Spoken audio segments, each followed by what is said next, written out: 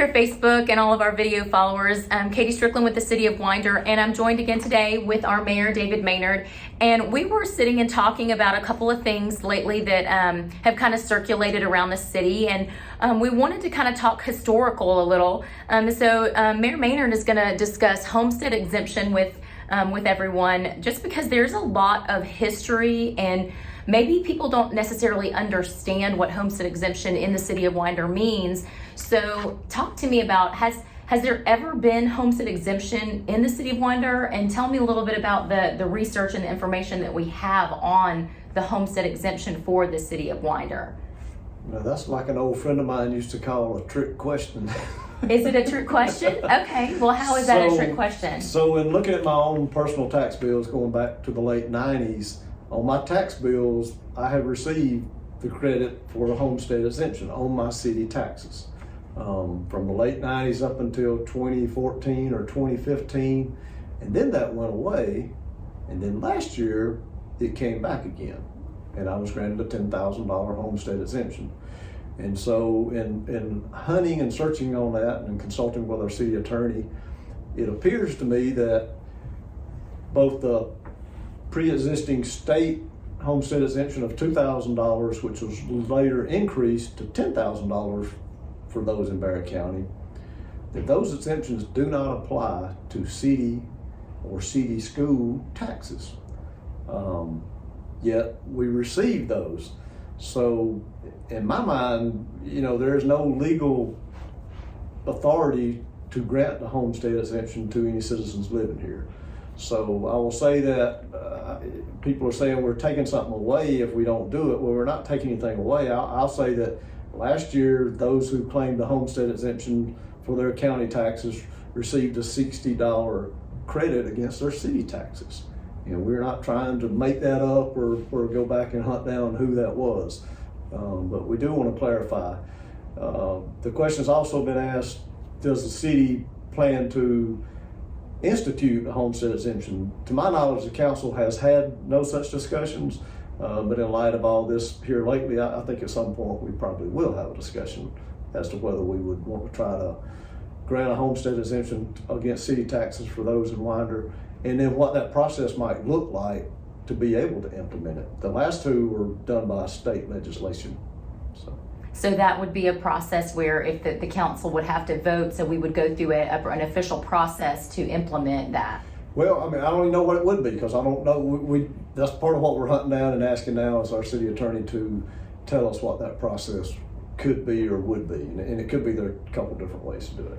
So I know you discussed, you actually pulled your personal tax bills to look back, and I know that we've been doing some research and some auditing on our side. Did you ever reach out to our tax commissioner? Have you reached out to any other of the state officials to try to figure out how people were getting this exemption and then not getting this exemption, that kind of thing? So I did. So actually last year when the homestead exemption popped up on her bills, I called the tax commissioner and asked her about it, and she said that it applied to, I asked her, did it apply to Winder taxes? And she said, yes. She said, unless the city takes action to disallow it, it does apply. And she told me she got that information from the Department of Revenue. And she said, I can tell you who to call if you want to. And I said, no, I'll take your word for it. So this year, though, getting ahead of all this, I actually did call and ask her again. First, I verified, did we even have that conversation? I wasn't positive. She said, oh, yes. She said, I told you who I talked to. And she said, did you call him? And I said, well, no, but I want to now, because what I'm hearing from my city attorney really doesn't seem to reconcile with what you're telling me. And so I called Mr. Forsyth with the Department of Revenue, and his indication to me was similar from what the city attorney had told me, that no, the county and state homestead exemptions do not apply to city taxes. There are several statewide taxes for special groups, disabled veterans, that do apply everywhere in the state, no matter what, but those did not. And so I called the commissioner back and told her what he said, and she said, well, I'm gonna call him. I said, well, I thought you might want to. And she called me back and said, well, he's telling me the same thing he did last year. She said, I'm gonna get him to put it in an email so I have it, so I have something in writing. And I said, yeah, I would. And if you would, ask him what state statute that he's referring to grant that authority. And we haven't seen that email I yet. have not heard any response.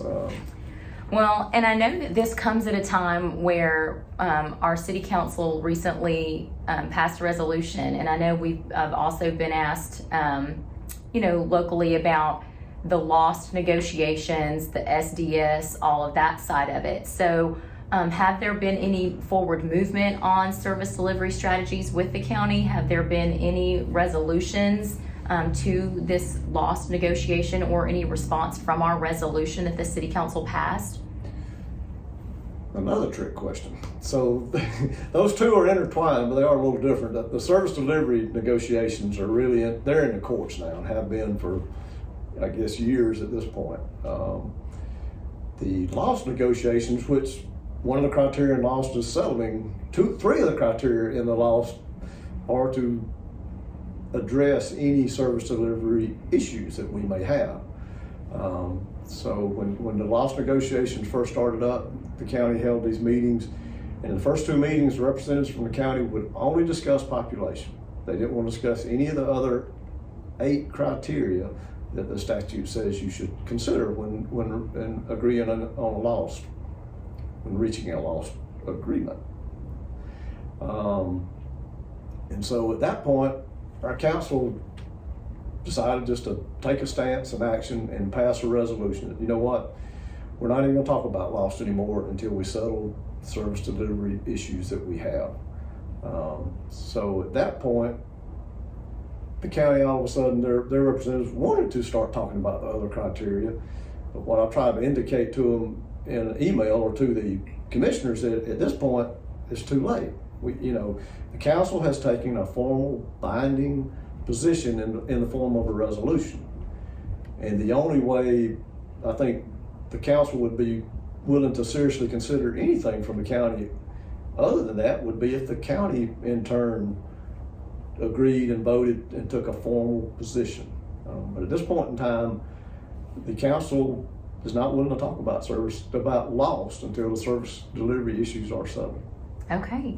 Well, I appreciate the time with Mayor Maynard today, and everyone stay locked on our videos as we're going to continue having time talking with Mayor Maynard and other city officials over the next few weeks. I'm Katie Strickland with the City of Winder.